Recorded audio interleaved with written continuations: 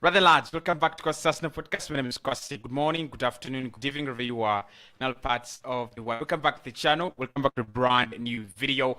The Arsenal Morning Drive is back. The season is back as well. Monday to Friday, every day, we will be diving into the latest around Arsenal on the Arsenal Morning Drive with me, Cossy. Going to be diving into the latest around Arsenal. David Raya signs today. We expect Arsenal to announce him as a new signing. Now, he was expected to play against Nottingham Forest, but Arsenal didn't get a deal in time because there was a lot to do getting Brentford to agree with that loan deal and the structure and everything that was actually involved. But eventually, Arsenal did agree a deal with Brentford for David Raya. Medicals completed. The player has also done his media roles and duties, and we expect him to sign and be announced as an Arsenal player today. We're also going to be diving into that match reaction that happened on Saturday. People telling me it wasn't a very good game. We're going to be diving into that and getting your reactions live on the channel. But then also, Arsenal are seeking to get one more signing, and according to Michael Bridge on Sky Sports, that signing is going to come in midfield. We're going to be talking about Barella, we're going to be talking about Florian Balogun, and we'll be talking about Mohamed Kudus as well. So do me a favor, hit the like button, subscribe to the podcast as well.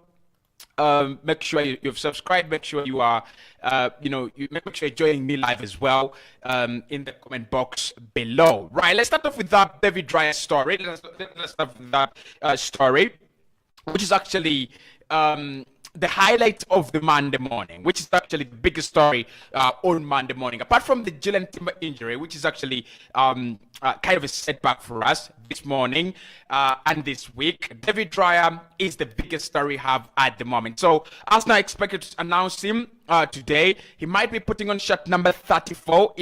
That is what I understand. He might be taking over the Granit Xhaka shirt number. So last week, what happened actually, why we didn't announce him is we didn't get the deal done in time to register him. So I think it had to be on Thursday noon. That is when Arsenal had to register him because we're playing on Saturday early kickoff. So we had to register him by Thursday midday. We didn't actually do that, and he was not going to be able to play for us in that game, or at least be on the bench. But all sources are now saying that Arsenal have nothing to wait for, nothing to hide. They will announce him today. They should announce him today, and he will be a part of the squad when we play Crystal Palace this weekend. I've seen something from Matt Turner.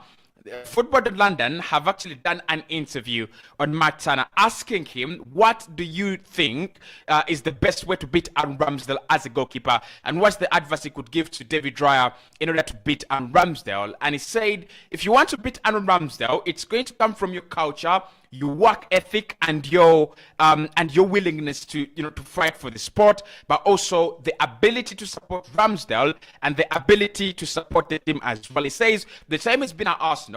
That is what he's actually done. Supporting the club, supporting the team whenever we were playing, so that we can actually win, but also making sure that you can actually fight for that spot. You can actually push Ramsdale on the edge. You can actually have a very good culture and a very, very good work ethic. I think that's what Mikel Arteta is trying to achieve here. It's a summary of what Mikel is trying to do by having two top-class goalkeepers at the same time. Now, I will agree with every pundit out there that says it is risky for Arsenal to have two good goalkeepers. It is very risky for Arsenal to have two top-class goalkeepers, and it's very difficult. There's a reason as to why not so many clubs actually keep two top-class goalkeepers. The reason is easy.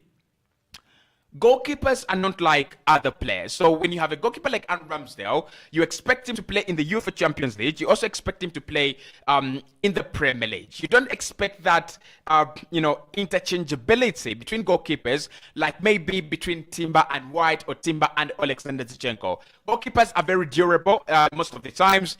They can they can play 38 games a campaign, they can play 10 consecutive years without even having a knock or suffering burnout or anything. Or at least we believe it to be that way. But what Mikel wants is a clear strategy and a clear message to be sent throughout the stream, throughout the squad, that no one is actually comfortable. No one is actually going to be, going to have a holiday. Whether you're a goalkeeper, you're going to have the best competition alongside you. And for me, David Raya, if he signs for Arsenal and does very well, and we get him on a permanent, Ramsdale will be, awakened. And when, maybe Raya leaves later, 3 years later or 2 years later, we will have a much better goalkeeper in Ramsdale. I think Raya will push Ramsdale to the levels that we actually cannot even imagine. Just imagine having Raya as your backup. Just imagine having a goalkeeper better than you backing you up. It makes no sense. And look, everyone who says it doesn't make sense, everyone who says it's crazy, I totally agree. I absolutely agree. It's a very, very crazy concept. But I agree with Mikel Arteta. I understand why he's done that. For you to win, for you to be the best, you've got to be ruthless. You've got to be, sincerely ruthless. So is it going to replace Ramsdale right away? I don't think so. I think Ramsdale, it will take some time for Aaron Ramsdale either to drop off in terms of form, or for Ramsdale to make a few errors. But if we don't see those errors, if we don't see Ramsdale committing those mistakes, making those errors, I still think David Raya is going to be a Champions League goalkeeper. Right now, there's some guarantees with Aaron Ramsdale. The manager likes him. He has a very good relationship with Mikel Arteta. So Mikel will be looking at Ramsdale and say, "You are my boy. I signed you, and you're still a decent goalkeeper. I'm going to give you Premier League football." But then Raya also has his guarantees from the goalkeeping coach, Inaki Keina. He's worked with him. He's the goalkeeping coach. He's going to be giving Mikel Arteta the performance sheet. He will tell him, "Look, why don't you start David Raya in this game? He's much better, and he's much better at distribution. And probably in games where we'll need Arsenal to be a little bit better, especially our goalkeeper in distribution, we might see David Raya starting in those games." So it's going to be enjoyable. It's going to be enjoyable to watch who actually starts, when do they start, who's going to be our goalkeeper in the UCL, who's going to be our goalkeeper in the UEFA Champions League and the Premier League.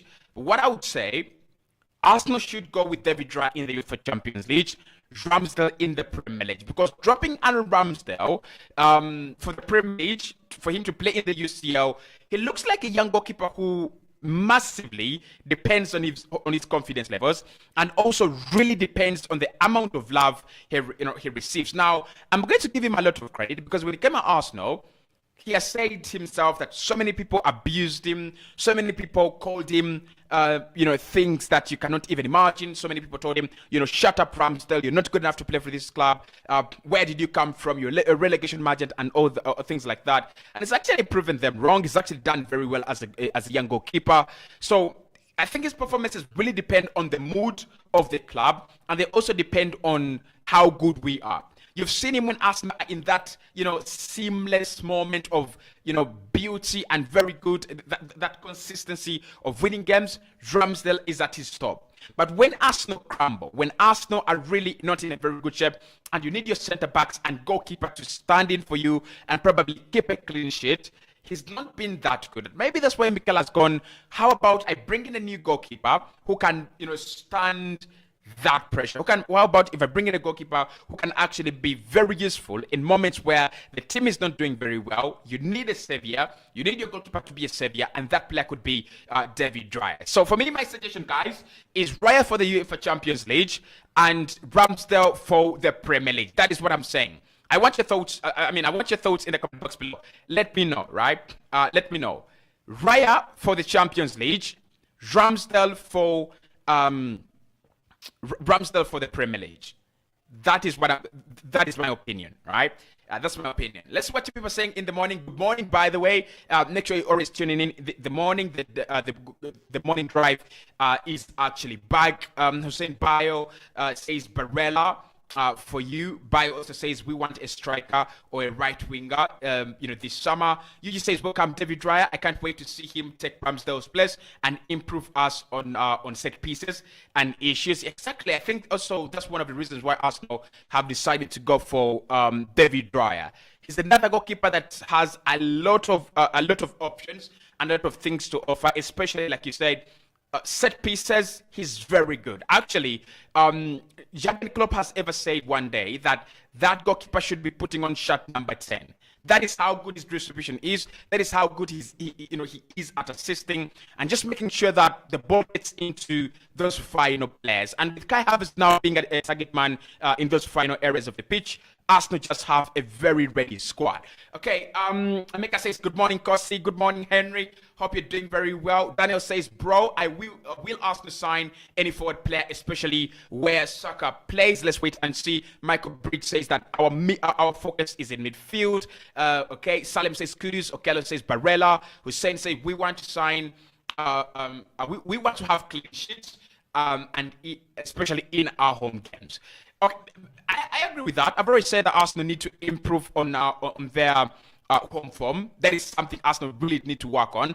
I don't think it is entirely, though, on Aaron Ramsdale. A couple of times I've blamed him, but it is not entirely. It could be 20% on Aaron Ramsdale that at times he really gives away goals that he should be saving. But I think if we're going to work on our home record in terms of scoring goals, conceding goals, and also making sure that we defend well, it's going to be a collective effort. The likes of Saliba have to be involved. The likes of Gabriel have to be involved. The system the manager deploys has to be, questioned and looked at as well. I think we are a little bit more relaxed at home as compared to away games, and you will see that against Crystal Palace. Against Palace, will be a little bit more switched on defensively and offensively, and I reckon Arsenal will score more goals next weekend when we play Palace as compared to Nottingham Forest, and we will defend a little bit better. So I agree with your point. Raya guarantees you those clean sheets, but I think Ramsdale can also give you the same if Mikel Arteta decides to be to act like a proper manager. Right, especially at home. Okay, Ameka says Kudus should be the one to sign. JB says how far with Barella to Arsenal. I will do a video about Barella, by the way. Raya says, Emmanuel says Raya. I love him to be at Arsenal. My number one. Okay, Bayo says all keepers must have the same level so they can predict us. Look, I think. Having two goalkeepers at the same level is good, but it is not sustainable. So if you have two goalkeepers, imagine if you have Tobias Ultra and probably Ilkay Casillas, peak Ilkay Casillas. One of them is going to want to play elsewhere. You cannot have two good goalkeepers, one waiting on the bench because you're literally wasting his time. You're literally wasting his talent away. And no goalkeeper is going to give you his talent, for you to waste. Jeremy says Barella is better than Kudus. Emmanuel says your video isn't clear enough. Sorry for that. Make sure that I improve on that. Bayo says Cossy, there is news we want.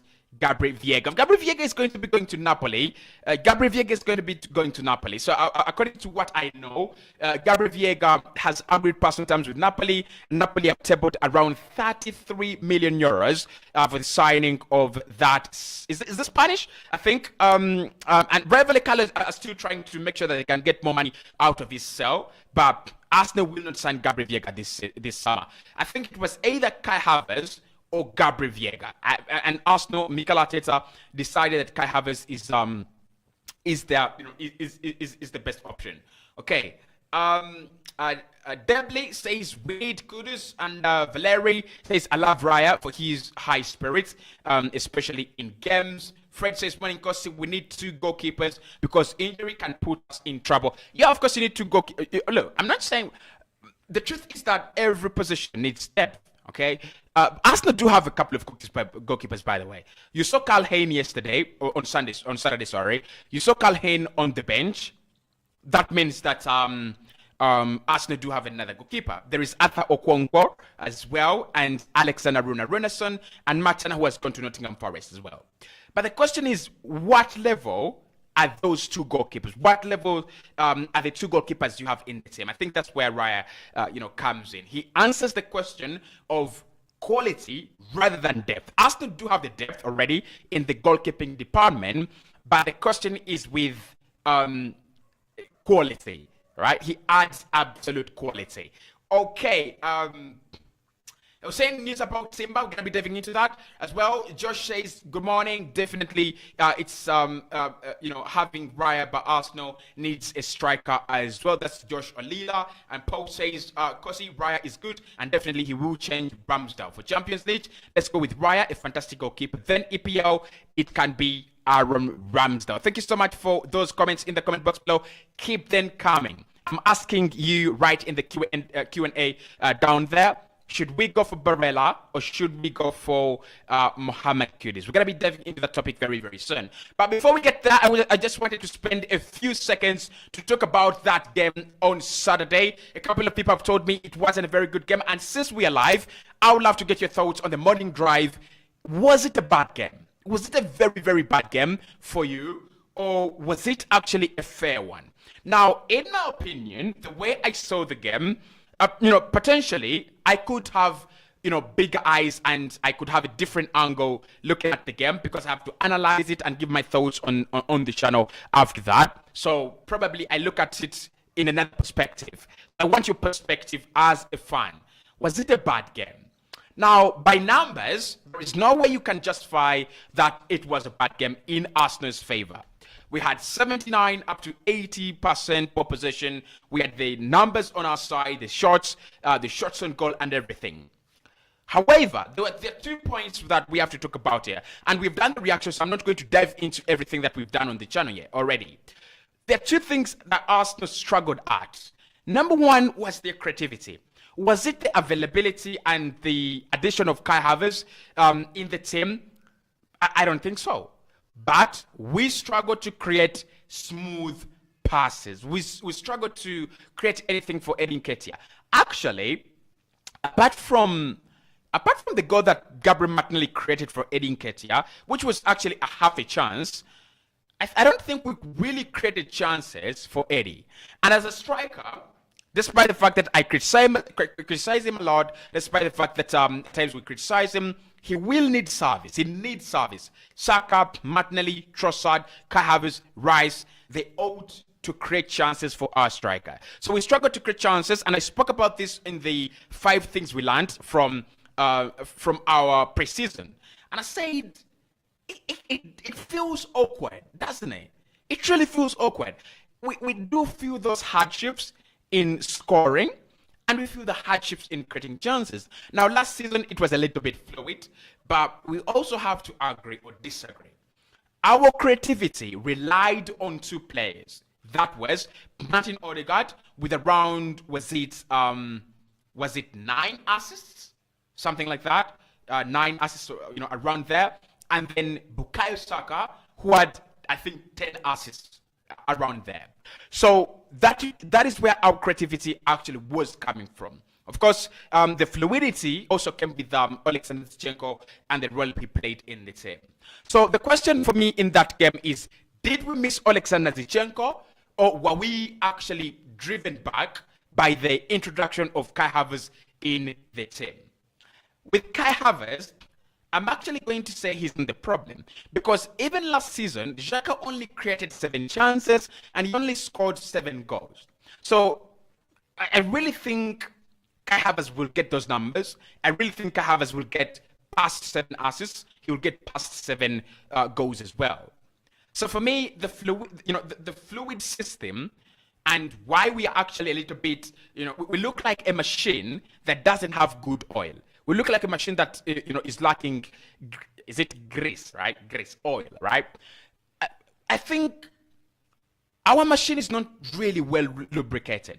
And the lubricant could be Alexander Zinchenko. Now, I've seen many people in this preseason doing their predicted lineups. This is what we should line up with. This is how we should go. And everyone has actually dropped Alexander Zinchenko from the team, but they still want Arsenal to create good chances. They still want Arsenal to play well. How do you expect us to play well if you're eliminating one of the most important players in the team? So for me, I'm going to advocate for Alexander Zinchenko to come back, and if he comes back, we are going to see whether Arsenal will create better chances. Because what he does, he allows us play forward. He's one of the players in the Arsenal team that really get those good numbers in terms of playing the ball forward. So let's wait and see. But that is one of the things I saw: a difficulty in creating chances, a difficulty in scoring goals. Right. So I will agree with anyone who says, Cossy, we had 79% ball possession, but we didn't go for it enough. We didn't actually, create the chances you expect a 79% ball possessing team to. We didn't actually score the goals that a 79% ball possessing team actually is supposed to to score. I will agree with that. But anyone who tells me it was a bad game, anyone who tells me that we survived a draw, someone told me we survived a draw on my recent video, and it's like, did we actually watch the same game? I don't think we survived a draw. I think Arsenal literally got that game and ran away with it. They had moments, right? They had 3 moments. They had one of the moments, I think, that went over the bar, right in the first half. That was Brennan Johnson. Then they had the Taiwo Awoniyi goal, which was actually very good, a very good, run by Elanga. And I think shortly after scoring, they had found an equalizer, but the ball went over the top. Those were the 3 moments. But how many moments did Arsenal have?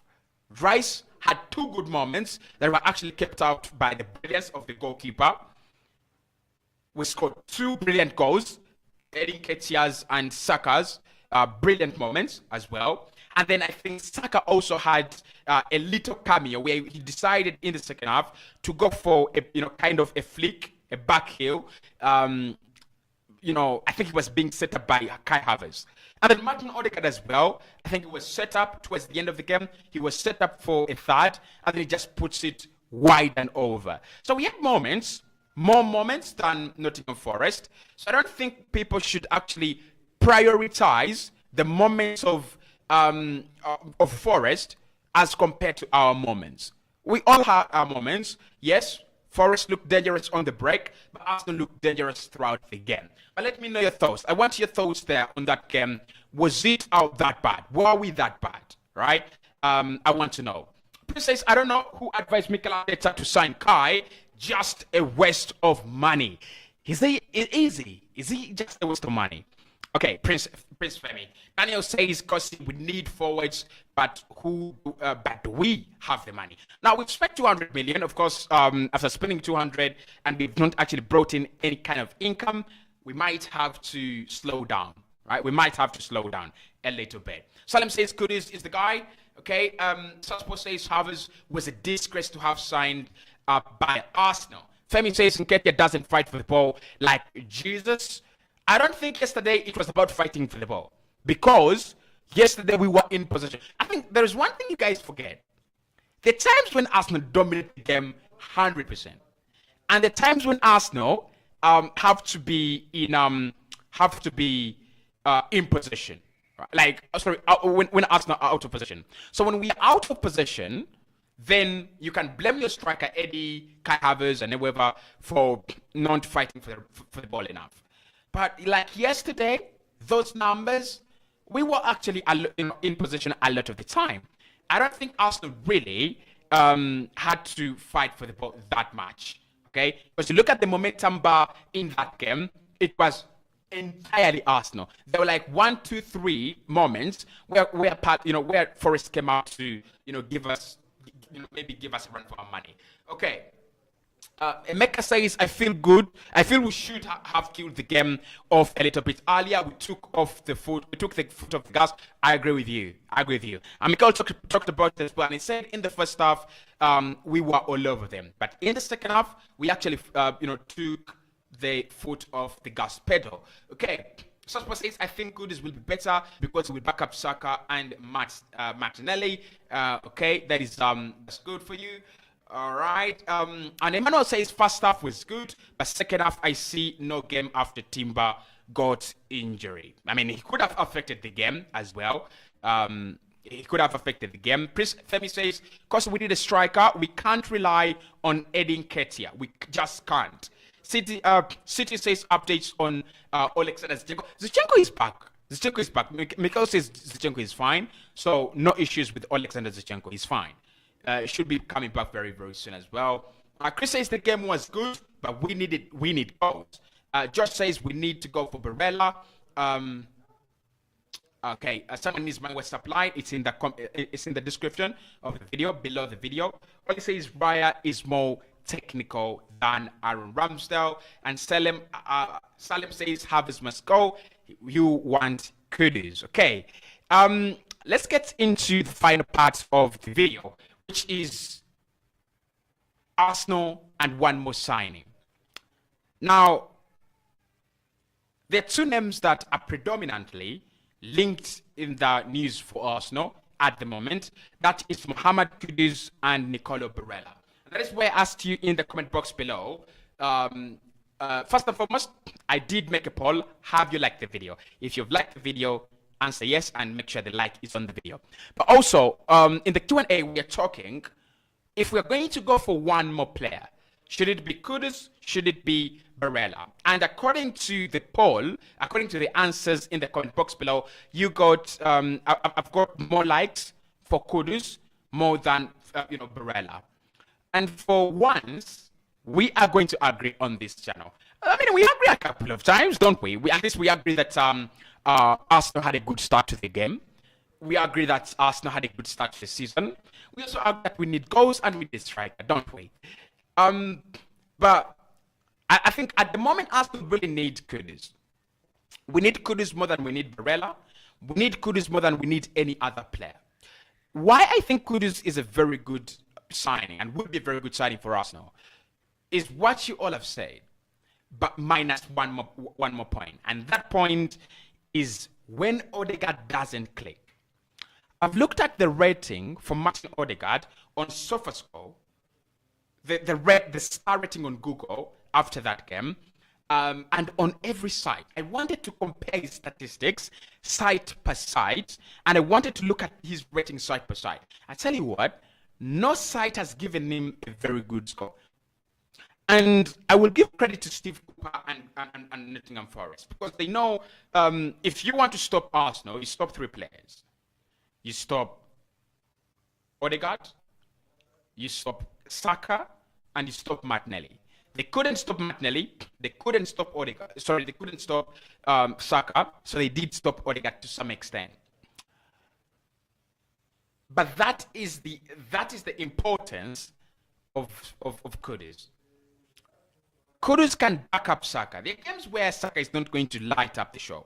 So you can bring in Kudus because Kudus is a different type of player.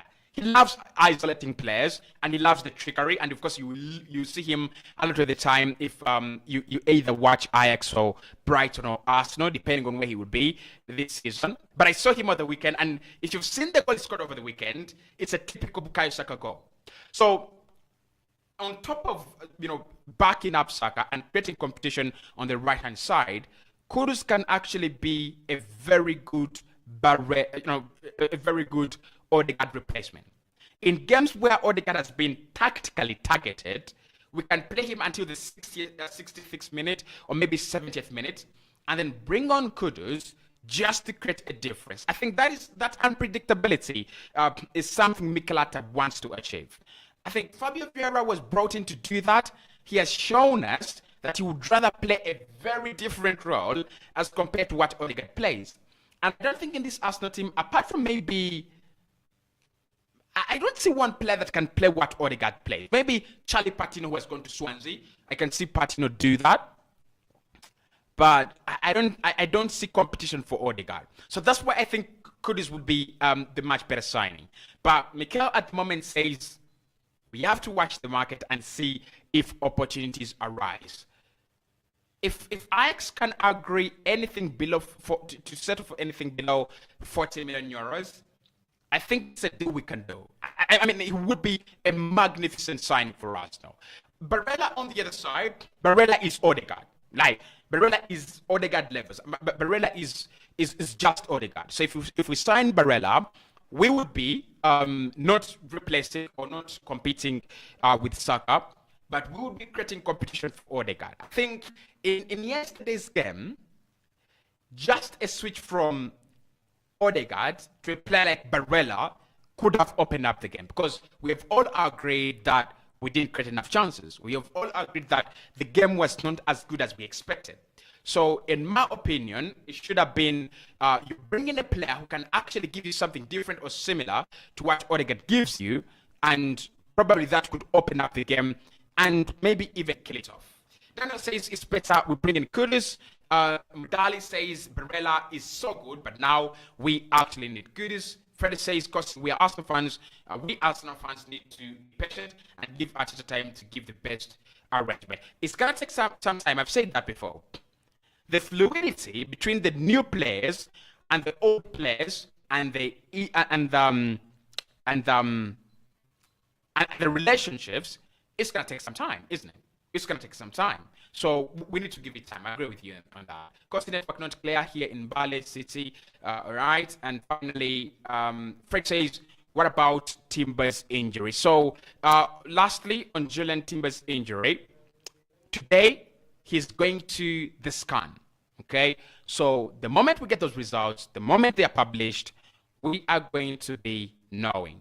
He's going to the scan. We pray the best comes out of it. Now, as long as it doesn't have to go through surgery, in my opinion, it should be all right. Okay, it should be all right. But the moment it includes the surgery, it might be bad news. But having both of them out, Jesus and Timber, that is actually that is the worst news we can get as the fans. Hit the like button, subscribe to the podcast as well. I'll speak to you right in the next one.